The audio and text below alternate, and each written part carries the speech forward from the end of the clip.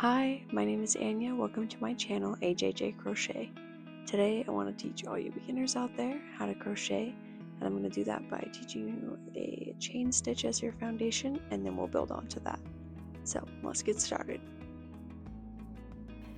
For this tutorial, we are going to need a pair of scissors, a crochet hook. I have a 4.25 millimeter, a yarn needle, and some yarn. This is a worsted weight yarn, and it's wool, but you can use any yarn you want. I recommend not using fluffy yarn because it's hard to see your stitches, but you can use anything else you want. We are going to start first with a slip knot. To do that, we are going to put our yarn in front of our hands with the tail facing down, secure it with our thumb, make an X by crossing it, and then flip our hand over, secure it with your pinky. Then you're going to put your hook underneath your right piece of yarn, and grab the left one and pull it underneath. Then you just take your fingers out and tighten the knot onto your hook. Let's move on to holding the yarn. There's a few different ways to hold the yarn, but I'll show you how I do it. I just put it in front of my pinky and kind of grab it with my pinky and then run it behind my other three fingers. Then I use my second finger and my thumb to hold my work where I'm working. It's a lot easier to crochet when you're holding close to where your hook is on your work. It just gives it more stability. Another way to hold your yarn is to wrap it around your pinky and then bring it behind your other fingers. This just kind of makes it easier to hold the tension a little bit. For me, I find that it makes my tension a little bit too tight. And there's plenty of other ways to hold your yarn as well. These are just two common ones that I see. So as long as you can hold your yarn close and keep tension with your upper finger, then that's really all you need. There are also several ways to hold your hook. I hold mine in my hand like this, and then I put my thumb right here, and it kind of gives me control to wrap my yarn and pull it through. There's also another way to hold it called the pencil hold, where you hold the hook kind of like you would hold a pencil. And then you can just do the same thing. It doesn't really change the way you crochet, just how you hold it. This is another one I commonly see. I have no idea what this one's called. But try these three ways and see which one is the most comfortable for you. Next, we'll be doing the chain stitch. I already made a few chains showing you those other things, but the stitch is the same. You wrap your hook under your yarn, turn your hook downwards, and then pull it through your loop. You'll be pulling it through your slip knot that you made earlier because you don't have any chains yet, but the stitch is the same. And when you pull your hook through, the reason you turn it down is because it makes it a lot easier to get it through your loop. So you'll wrap it around, turn it down, pull it through the loop. If you don't turn it down, it just gets a little hard to get through the loop. Go ahead and chain about 20 stitches to practice, and then we will move to the next step. Next, we are going to do a single crochet. We made this chain so that we have stitches to crochet into, but we can't crochet into the stitch where our yarn is coming out of. So instead, what we are going to do is to crochet into the stitch that is next to that stitch. So here's the stitch our yarn is coming out of. We're not going to use that one. Instead, we're going to go over one, and we're going to use that for our single crochet. To do the single crochet, you put your yarn through your chain stitch, you wrap your hook around your yarn like you did with the chain stitch, and then you'll pull it through. Instead of continuing to pull it through though, you'll notice you have two loops on your hook.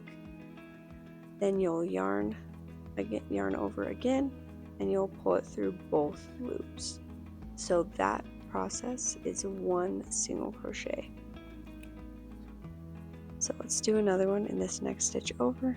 You can see that we are in this stitch right here, but we are going to use this next stitch to do our next single crochet. So you put your hook through, yarn over, pull your yarn back through your work. You should have two loops on your hook, and then you'll yarn over again, and you'll pull your yarn through both of those loops, and that is another single crochet.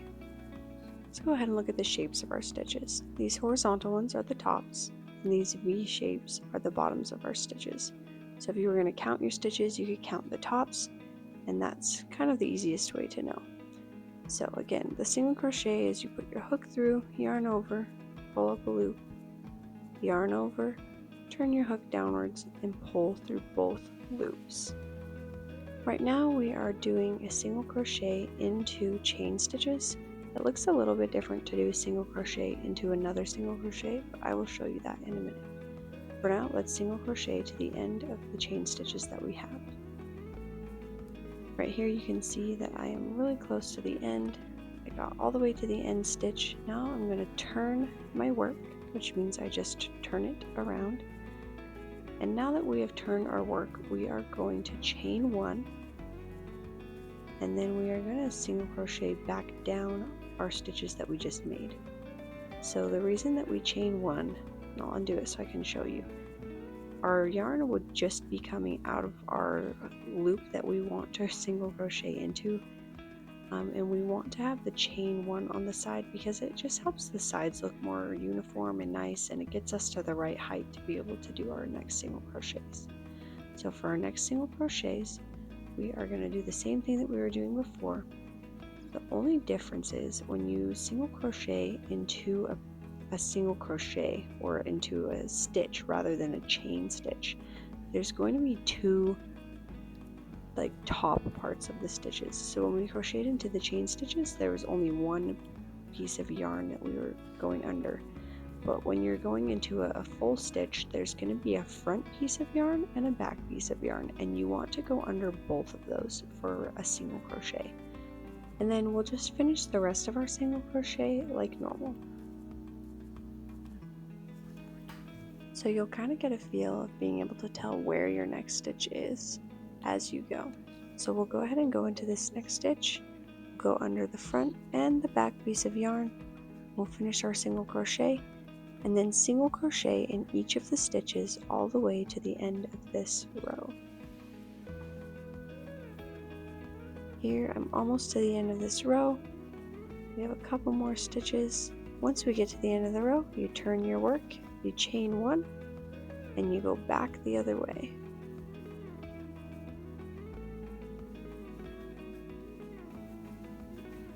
Once you get to the end of your row, after you've single crocheted into each stitch, you'll notice that we have this beautiful little piece of fabric. Single crochets are really close together, so there's not lots of gaps in between, but they are still really nice and stretchy.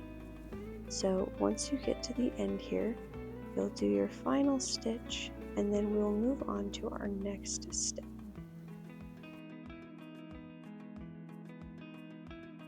So to tie off and weave in our ends, we're just going to pull our loop to be really big with our hook. And then we are going to trim our yarn that is connected to our ball, which is called our working yarn. And then we just pull the loop through.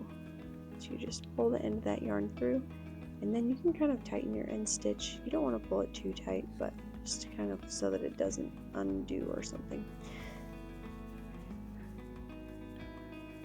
Here you can see the little piece of fabric that you've made. It's starting to look really good.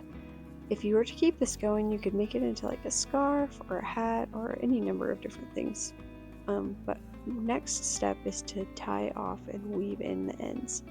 So go ahead and thread your yarn needle, and then we want to look at the fabric. We want to try to hide the yarn. A lot of people just kind of weave it in all crazy like, and sometimes that can show.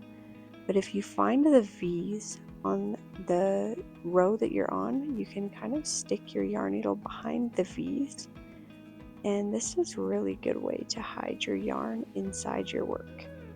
So you can kind of weave it through like 7 to 10 different little stitches, and then some people stop here and clip it, but I like to go down to my previous row. So you can see I'll go through this stitch here, we'll go down to our next row, and then we'll push our yarn needle through our fabric so that we can get to the other side where our V's are on the opposite side, and then we'll go back the way that we came through the V's on the previous row. And this just makes your yarn really unlikely to pull out of the weave-ins. So we'll pull it out right here, kind of give it a little tug to get it tight, and then we just clip it off right at the end there on that very end side. So clip that off, and now that's nice and hidden. We still have the tail from when we started our project, so go ahead and weave that one in as well. And here we have our finished little piece of fabric. Again, you could keep this going and make a scarf out of it, or a hat, or a sweater, pretty much anything you want. But thank you so much for watching this video today. I really hope you feel like you learned something, and if you have any questions about crocheting, please leave them in the comments below. And if you'd like to try out your new crochet skills, I have some videos over on my channel for you to make some pretty cool stuff. I will link a chicken earrings video right here, and you can go watch that if you want to make some chicken earrings. Again, thanks so much for watching this video, and happy crocheting!